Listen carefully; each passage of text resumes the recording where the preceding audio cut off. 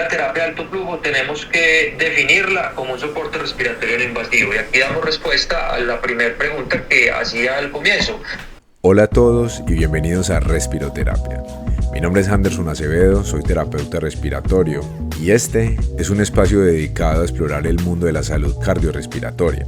A través de entrevistas con expertos, revisiones de tema y actualizaciones, nos sumergimos en aspectos técnicos, administrativos, comerciales y proyectos innovadores en el campo de la salud respiratoria. Si estos temas son de tu interés, te invito a que sigas este podcast y no te pierdas ni un solo episodio. Únete a nosotros en este viaje hacia el aprendizaje y el crecimiento profesional.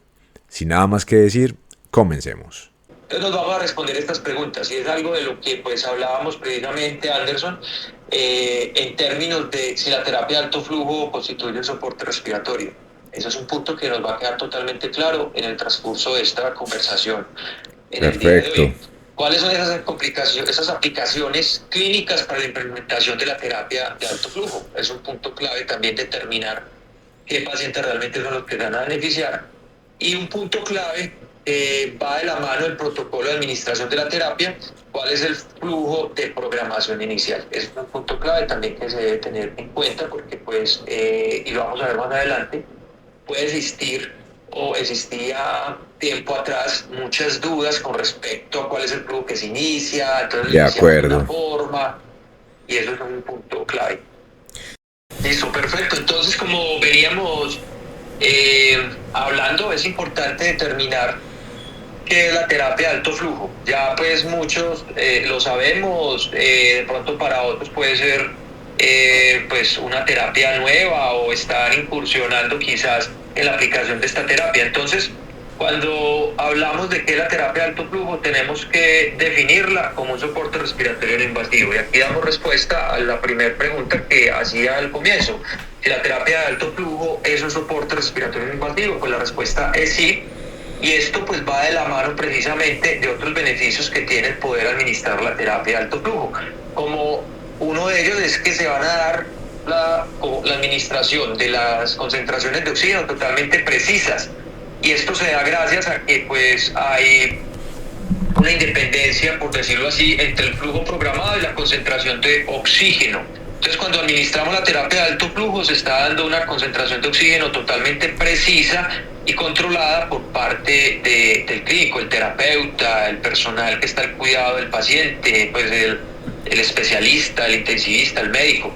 Sabemos que esta es una función pues clave dentro de lo que compete a la función del terapeuta respiratorio o al cuidador pues de cabecera, que de pronto en algunos países pueden haber no terapeuta respiratorio, sino kinesiólogos, o bueno, el personal que esté a cargo del cuidado respiratorio del paciente. Aquí en nuestro país, Colombia, pues estamos nosotros, terapeutas respiratorios, como especialistas de esta área, pudiendo pues brindar una atención pues totalmente integral al paciente y pues claramente al paciente que tenga el soporte respiratorio no invasivo a través de la terapia de alto flujo. Y de acuerdo. Bueno, no solo podemos programar la concentración de oxígeno precisa, también vamos a poder programar unos flujos que son supraconvencionales. Y cuando hablamos de flujos supraconvencionales, tenemos que decir que este flujo se va a administrar por encima del flujo pico inspiratorio, que es un punto clave.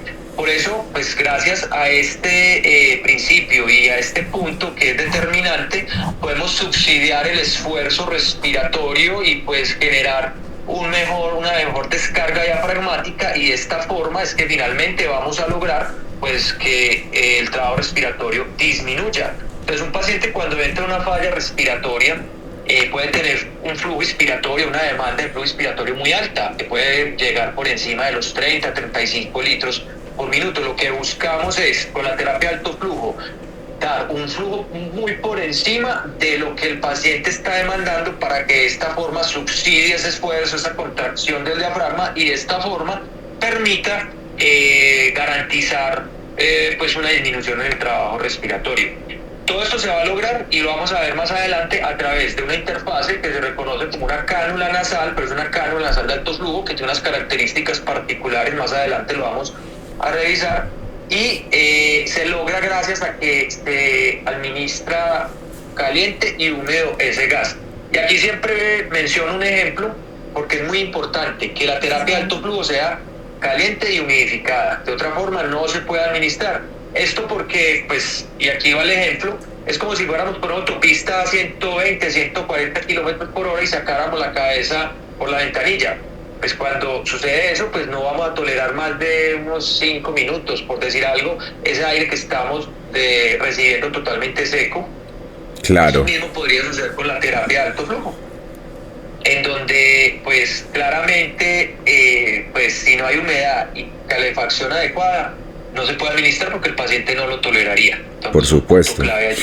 Cuando es primera vez que entras con este tipo de terapias, resulta un poco como quizá confuso en el sentido en el que como, o sea, cómo tanto flujo y cómo te lo aguantas y cómo el flujo siempre va a aumentar o va a disminuir, pero la temperatura debe permanecer constante, ¿verdad? Para proporcionar este confort. Y al principio sientes como que no, esto no lo va a aguantar, o porque tú lo sientes, ¿verdad? Sientes el flujo y dices no, pero cuando lo instalas y le instalas la humedad y la calefacción, pues la sensación del paciente es totalmente diferente. Y bueno, y lo hablo también por mí, porque en alguna ocasión, en alguno de los congresos que asistí, llegué a probarme uno de los prompts, porque para mí es algo muy importante probar las terapias que estoy aplicando. Inclusive alguna vez se me ha pasado por la mente como me gustaría nada más como que me intubaran, nada más como para sentir y poder decirle a los pacientes como que, o a veces también como de forma, como ponerse en sus zapatos y uno no estar forzando a una persona a hacer algo que realmente uno quizá nunca haría, ¿verdad? Pero si uno está un poquito más consciente de lo que le está pasando al paciente, quizá uno podría brindar la atención con un poco más de humanidad. Eh, Así que, pues bueno, estos puntos, quiero resaltar al principio, profe, que tú decías que esto es un tratamiento casi netamente de manejo del terapeuta respiratorio. Entonces, he aquí la importancia de que todos nosotros estemos bien informados, de que estemos a la cabecera del paciente y estemos un paso adelante en el tipo de tratamientos que tienen que ver obviamente con la parte respiratoria y bueno, pues alcemos la voz y demos como propongamos a través del conocimiento. Así es, Andrés, y tú lo has dicho, o sea, tenemos que tener humanidad en el cuidado, o sea, calidad en la atención. Y eso que tú dices es un punto bien, bien importante porque nos tenemos que poner el zapato del paciente, los zapatos, o sea, es decir, muchas veces cuando montamos un soporte no invasivo, una máscara, quizás la terapia de alto flujo puede llegar a ser mejor tolerada, porque pues es una interfase que no genera pues tanta incomodidad comparado con otras, en caso particular la ventilación no invasiva.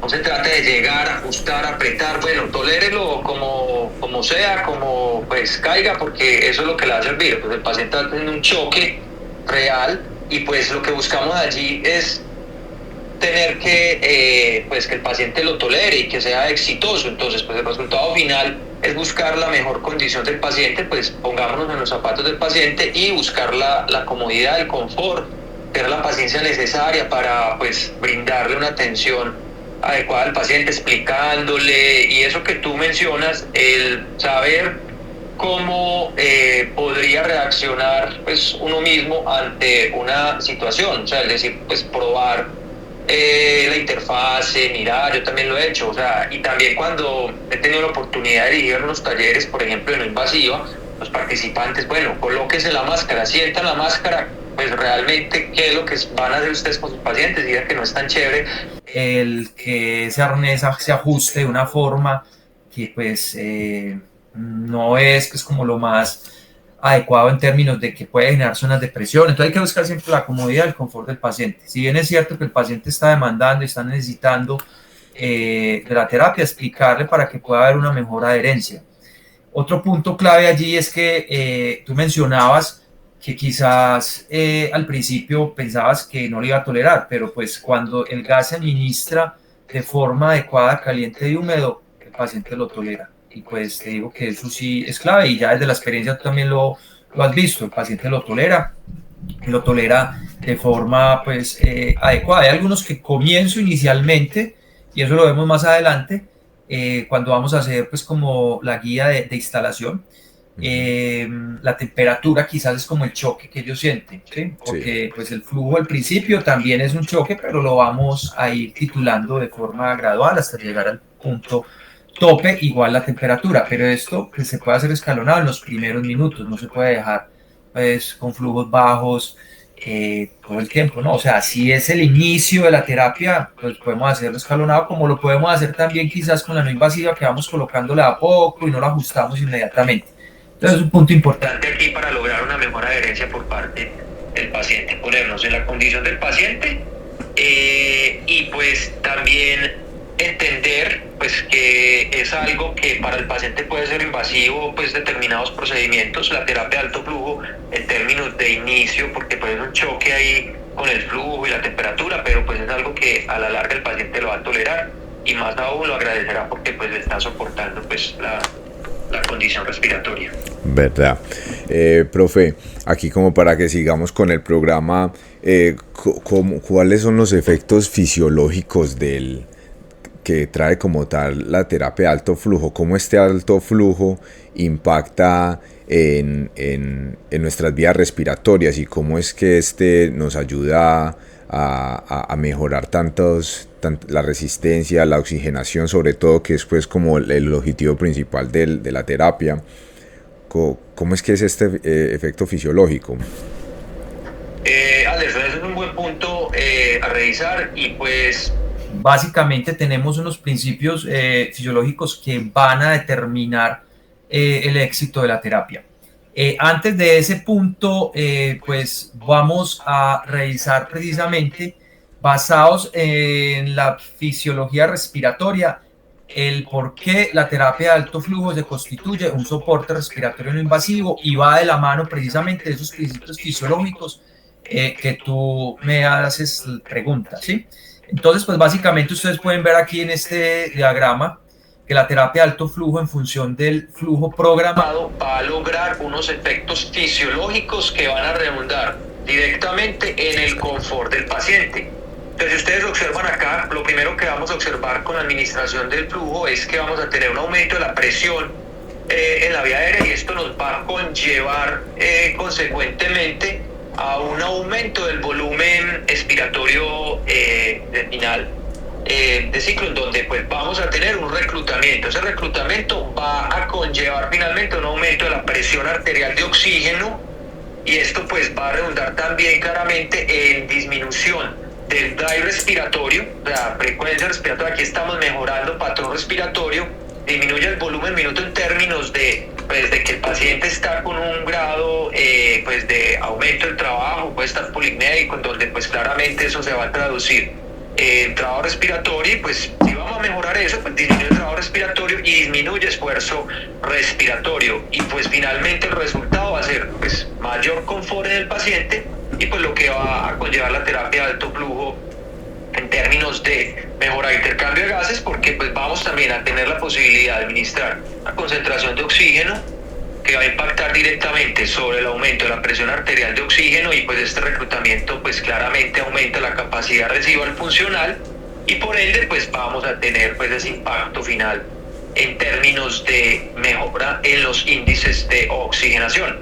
Por otro lado tenemos el barrido o la eliminación del CO2. Al administrar un flujo continuo, ese flujo continuo lo que va a permitir es disminución del volumen de espacio muerto, o sea, disminución del espacio muerto en términos de contenido, más no de contenedor, porque el espacio muerto, pues vías aéreas va a ser el mismo, pero lo que sí va a facilitar es ese wash-up o esa eliminación del CO2, una mejor aclarado en términos de la eliminación del CO2 y todo esto se va a traducir precisamente en esa disminución del trabajo respiratorio. Todo es marcado, como lo mencionamos hace un momento, en una adecuada humidificación. Entonces claramente esto es lo que a la luz de la fisiología y los mecanismos que busca pues brindar la terapia de alto flujo, esto es lo que vamos a obtener como resultados claros en términos de pues, los beneficios de la terapia de alto flujo. Hemos llegado al final de este episodio Y si han llegado hasta aquí, quiere decir que el contenido es de su interés. Contenido que les ofrezco de forma gratuita, hecho con mucho esfuerzo y dedicación. Pero hay una forma de recompensarme si así lo desean. Es muy fácil.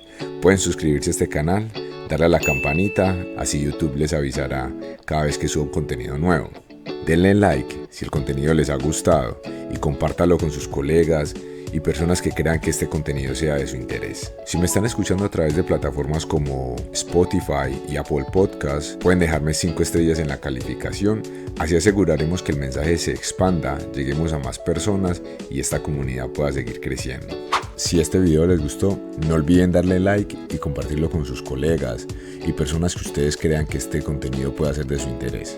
No olviden escribir en los comentarios sus dudas, sus preguntas y sugerencias para futuros episodios. Los leeré y les daré respuesta lo más pronto posible. Conclusiones.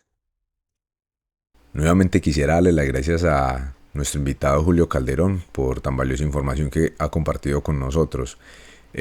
Para dar resumen a esta primera parte de la charla, quisiera concluir las siguientes 2 o 3 temas.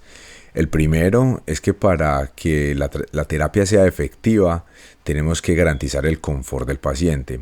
Y esto lo vamos a hacer a través de la máscara, a través de proporcionarle la humedad y la temperatura ideal. Como segunda conclusión, tenemos de que la terapia de alto flujo sí constituye un soporte ventilatorio del paciente. ¿Por qué? Porque los flujos supraconvencionales que manejan van más arriba del pico flujo inspiratorio, lo que va a permitir que el paciente descanse, que el paciente disminuya su trabajo respiratorio.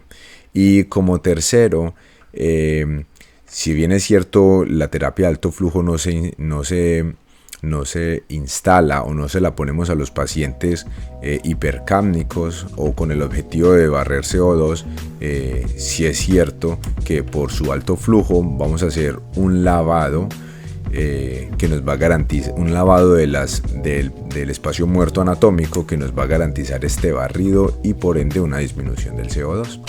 Bueno, llegamos hasta aquí con este video, los mando directamente al outro.